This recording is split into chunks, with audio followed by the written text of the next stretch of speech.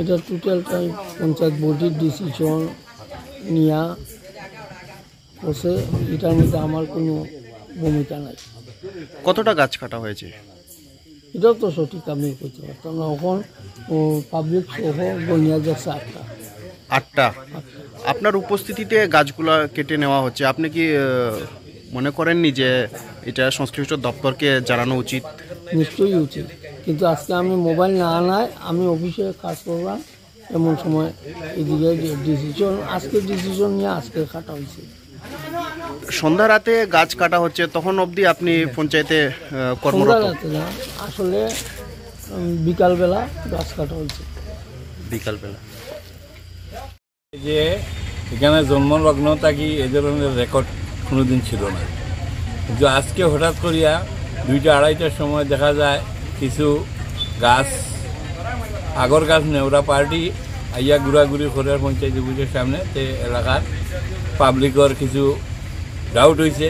Doubt হওয়ার পরে তারা ফলো করছে, ফলো করিয়া আনলে দেখা যায় এখানে পঞ্চায়েত অফিসের পিছনে 8-10টা গাছ কাটিয়ে তারা মোটামুটি নেওয়ার প্রস্তুতি নিতে গিয়া সঙ্গে সঙ্গে চতুর্দিকে যোগাযোগ হয়েছে।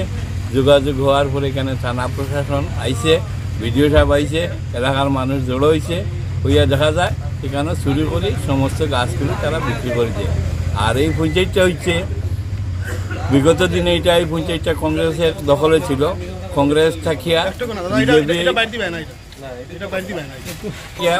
বিজেপিতে এই পঞ্চায়েতটা টার্ন করছে। বর্তমানে বিজেপি পরিচালিত পঞ্চায়েত।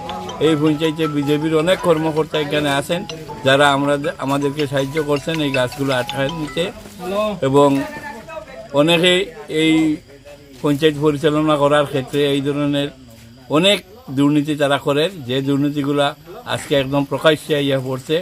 আগর গাছের পূর্বেও এখানে থেকে আরও কয়েকটা গাছ চুরি হয়েছে, কিন্তু দেখা গেছে গাছগুলি এই আজকের ঘটনার থেকেও আমাদের ধারণা হচ্ছে যে গত যে গাছগুলো চুরি হয়েছে এই গাছগুলো চুরি হয় নাই, তারাই বিক্রি করছে চুরি করিয়া। পঞ্চায়েতের সম্পদ তারা লুটিয়া ফুটিয়া খাইতেছে। বিষয়টা সুষ্ঠু তদন্ত ক্রমে এটার একটা বিহিত ব্যবস্থা গ্রহণ করা হোক, আমরা এলাকাবাসীর তরফ থেকে আমার এটাই দাবি। এবং যতদিন এই বিষয়টা চিরতরে সমাধান না হয়েছে ততদিন এই পঞ্চায়েতে যাতে আলাদা একটা দৃষ্টি নিয়ে বিডিও সাহেব থেকে দেখা হয়, সেই জন্য বিডিও সাহেবের কাছেও আমরা দাবি রাখছি। এই বলেই পঞ্চায়েতের প্রধান অর্চনা দাস, বীরেন্দ্র কুমার দাস, এটার মধ্যে কয়েকটা লাইন লেখা, কোনো সই স্বাক্ষর নাই, পঞ্চায়েত মেম্বার সব এখানে উপস্থিত ছিল না।